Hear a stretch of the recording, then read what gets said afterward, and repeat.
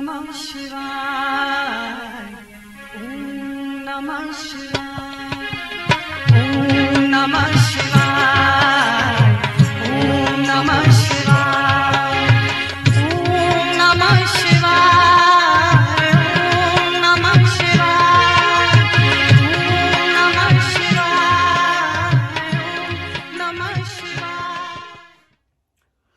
जय गुरु जी, शुक्राना गुरु जी। आज आप सबके सामने एक सत्संग लेके आ रहा हूँ जो अभी रिसेंटली मेरे साथ हुआ था। इससे ये सीख मिलती है कि गुरु जी से मांगना नहीं है, उनको मानना है। उन्होंने तुम्हें क्या देना है और क्या तुम लेके चले जाते हो ये तो गुरु जी जानते हैं। तो प्लीज सुनिए। आज एक सत्संग लेके आ रहा हूँ। ये भी एक सीख हुई थी मेरे साथ कि गुरुजी से कभी कुछ मांगना नहीं है, हमेशा मानना है उनको। अभी रिसेंटली ऐसा हुआ था कि मैं ना एक घड़ी को बड़ा पसंद करता था, क्योंकि मैं वहाँ पे जो सेवादार थे उनके हाथ में देखता था तो मुझे बड़ी अच्छी लगती थी। मैंने कहा ये घड़ी कितनी अच्छी है, इसका डायल ग्रीन रंग का है, ये गोल्डन रंग की है, कितनी अच्छी लगती है इनके हाथ में। तो मैंने अमित अंकल को बोला जो यहाँ पे सेवा करते हैं, मैंने कहा अंकल देखो कितनी अच्छी घड़ी है, कहते आप भी ले लो। मैंने कहा अंकल पता है कितने की होती है ये घड़ी, इधर में घर में भी जाते हैं। कहते नहीं नहीं अंकल आ जाएगी, आप देखो सही। मैंने उसकी रेप्लिका देखी अमेजोन पे, तो मैंने वो पहन ली। मैं जब पहन के आया वहाँ पे तो मुझे अंकल ने कहा ले ली। मैंने पता है कितने की है ये 350 रुपए की है। तो पहन के मैं ऐसे घूम रहा था तो मेरे को बार बार मुझे पिंच करे जा रहे थे, मांग ले गुरुजी से मांग ले, मना नहीं करेंगे वो। मैंने कहा नहीं मांगना नहीं है, पता नहीं क्या देना क्या लेना। कहते नहीं मांग ले। तो फिर वो देखते कहते कहते कहते 350 की घड़ी पहनने की रखी हुई है तूने, अच्छी घड़ी नहीं पहन सकता। मैंने कहा नहीं अंकल कुछ नहीं होता, देख ही रहेगी। तो पता नहीं क्या हुआ, मैं जाते जाते ना गुरुजी का जब स्टेयर्स होती उसके बाहर खड़ा हुआ ना, ये घड़ी ऐसे करके उनको दिखा के ना, मैंने कहा क्या गुरुजी 350 की घड़ी देती है। मैंने कहा चलो कोई नहीं। तो ये करके मैं घर आ गया। मैं ना वो एक बार टाटा क्लिक की वेबसाइट में उसको देख रहा था, तो वो घड़ी को मैं देखता रहता था। मैंने कहा बड़ी अच्छी घड़ी है, तो कैसे ले जाए। मैंने कहा ले तो सकते नहीं, चलो छोड़ देते हैं। तो एक दिन रात को मुझे 12:30 बजे एक मैसेज आता है, कुछ बहुत बड़े पॉइंट्स उसके अंदर ट्रांसफर हो जाते हैं। तो मैंने ढूंढना शुरू किया, मैंने कहा ट्रांसफर हुए हैं लेकिन ये कहीं दिख क्यों नहीं रहे। मैंने कहा पता नहीं ऐसे ही आ गया, फेक होता है ये सब, बाद में क्या होगा इन्होंने वापस ले लेने, हमारा मजाक बन जाएगा।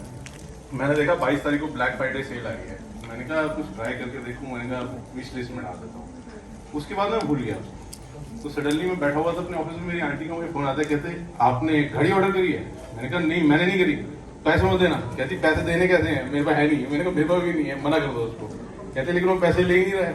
मैंने कहा पैसे नहीं ले रहा। कहते नहीं बस वही डब्बा आया है, गिफ्ट रैप्ड है, उसके ऊपर पूरा रिबन लगा हुआ है, ये जो कह रहे कि आपकी है। मैंने कहा बट पैसे नहीं मांग रहे। कहते नहीं मांग रहे। मैंने कहा ले लो। उन्होंने खोली और मुझे फोटो भेजी, वो सेम घड़ी वहीं पर ही मेरे को। वो जब घड़ी मिली मैं इतना खुश हुआ, मैं बड़ा खुश हो गया ना। मैंने अपने फादर को फोन किया, सत्संग ये नहीं है मेरी घड़ी आई है।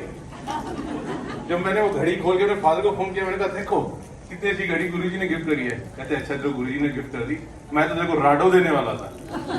मैं मेरी बात सुनो, मेरी बात सुनो, फोन काट दिया उन्होंने। मैंने कहा हमको देनी, उन्होंने राडो दी, मैं नॉर्मल घड़ी लेके आ गया। तो उसके बाद मैंने डैड को 2-3 दिन से फोन करता रहा, तो उनके मुंह से राडो उनको वर्ड ही नहीं कर रहा। मैंने कहा गई। तो मैं उस दिन जब वहाँ पे गया बड़े मंदिर सेवा करने की सैटरडे कल, तो जब भी मैं जा रहा था लोग मुझे वही कहते रोलेक्स पाई है। मैंने कहा नहीं रोलेक्स नहीं है। कहते लगती तो रोलेक्स है। मैंने कहा नहीं है नहीं है, ये सेम घड़ी गुरुजी ने गिफ्ट करी। तो बाहर निकल के ना मैंने बोला, मैंने गुरुजी शुक्राना, चलो मैंने मांग लिया, ये आपका गिफ्ट है, ये किसी भी राडो से बहुत बड़ी है क्योंकि ये आपने ली है। तो मैं वही सोचता था कि मैंने कहा मैंने अगर मांगी नहीं होती कुछ घंटे और, तो शायद ये इसकी जगह वो आ गई थी। तो इसीलिए मैं हमेशा कहता हूँ कि मांगना नहीं चाहिए। क्योंकि इसी पे एक सत्संग हुआ था मेरे साथ 2012 में, जब नए नए जुड़े थे। तो मेरे पास सैंड्रो थी, तो वो गाड़ी इतनी खराब थी कि मैं उनको आंटी को कह रहा था, मैंने कहा आंटी मैं नहीं लेके जाता इसको। कहती बिना पेट्रोल के ले जाएगी। मैं कहा आंटी ये सिंपल तक तो जाती नहीं है, जब वहाँ जाते हैं तो बंद हो जाती है। कहते नहीं नहीं अंकल चलो। वो गाड़ी जब मैं लेके गया, ऐसे लगा मैं नई गाड़ी लेके जा रहा हूँ। उसके सस्पेंशन इतने अच्छे लग रहे थे, एसी इतना ठंडा कर रहा था, वो गाड़ी चल रही थी अच्छी से। वहाँ गए, वहाँ पे होके भी आ गए, घर आए और घर के नीचे जब मैंने उसको बंद किया, उसके अगले दिन ऑफिस जाने के लिए उसको ऑन किया, वो डेड हो गए।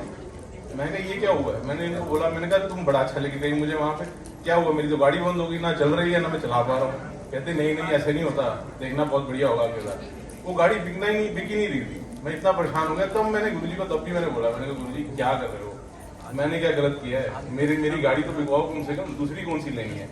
तो उस दिन अंकल एक शाम को आते हैं मारुति से, तो कहते हैं आपको कौन सी गाड़ी लेनी है। मैंने कहा अंकल मारुति डिजायर सोच रहा हूँ। कहते अच्छा ठीक है, मैं आपको इसके 1.15 दूंगा। मैंने कहा अंकल इसको 40 भी नहीं दे रहा। कहते नहीं अंकल 1.15 दूंगा, कुछ बोलना नहीं, जय गुरुजी। मैंने कहा क्या। कहते हाँ अंकल मैं भी गुरुजी को मानता हूँ। कहते इसकी एक्चुअल वैल्यू 1,15,000 है, आपको यहाँ पे लोग जानबूझ के 70, 40 या 30 करेंगे क्योंकि उनको पता है किसकी क्या लगती है। मैं कहा ठीक है अंकल, डेड कार है, मेरी चलती तो है नहीं, आप ले जाओ। वो लेके गए, कुछ महीने निकल गए, गाड़ी नहीं आ रही थी। तो मैंने वैसे ही गुरुजी को फिर प्रे करी। मैंने गुरुजी मेरे को क्यों ऐसे तंग कर रहे हो, नोएडा आना होता है मुझे, वहाँ से मैं धक्के खाता आता हूँ, कभी किसी के साथ चढ़ जाता हूँ, कहाँ चढ़ जाता हूँ, तो गाड़ी तो दिलाओ।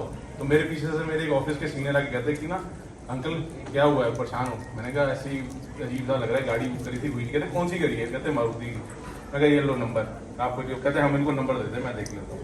मैं वहाँ से निकला, मैं सेक्टर 18 तक पहुंचा, मुझे मैसेज आ गया कल सुबह की गाड़ी डिलीवर हो रही है।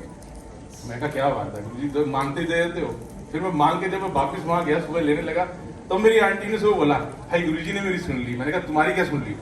कहती मैं बोल के आई थी गुरुजी ना व्हाइट स्विफ्ट डिजायर देना, तुझे गुरुजी लिखवाएंगे प्लीज, हाँ ऐसे गाड़ी देना, नेक्स्ट टाइम उसी में आएंगे। मैंने कहा तुमने मेरे को गाड़ी दिलाई है, मैं लेने के लिए वाला था, तो तुमने गुरुजी से मांग ली, और इस तरह से गाड़ी मेरी चेंज होकर उस टाइम आई। और उसके बाद गुरुजी ने ब्लेस किया। तो इससे यही सीख मिली मुझे कि मांगना नहीं है, किस पल के बाद किस पल में गुरुजी ने क्या दिलाना है आपको नहीं पता। आप छोटी चीज ले घर आ जाते हो, उन्होंने आपको क्या देना हो, लेकिन लालच नहीं मांगना, नाम मांगो, भक्ति मांगो। तो ये चीज मैंने देखी, मैंने कहा मेरी तो राट हो गई, लेकिन कम से कम घड़ी है। तो जय गुरु। जय गुरु जी। मुझे गम नहीं है कि मेरे पास वो वाली घड़ी नहीं है, बट मेरे को खुशी है कि मेरे पास ये घड़ी गुरु जी का एक गिफ्ट की तरह आई है। मेरे को बहुत खुशी है। पिछले सत्संग में भी हमने यही बात बोला था कि गुरु किसी रूप में भी आ सकता है। हाँ जी, गुरु जी किसी भी रूप में आ सकते हैं।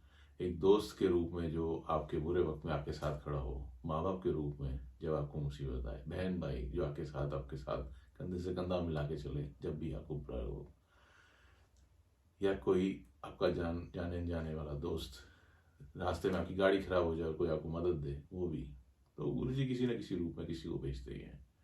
तो यही हम सीखे हैं जो गुरु जी देते हैं, और वही है। जय गुरु जी। ओम नमः शिवाय, ओम नमः शिवाय, ओम नमः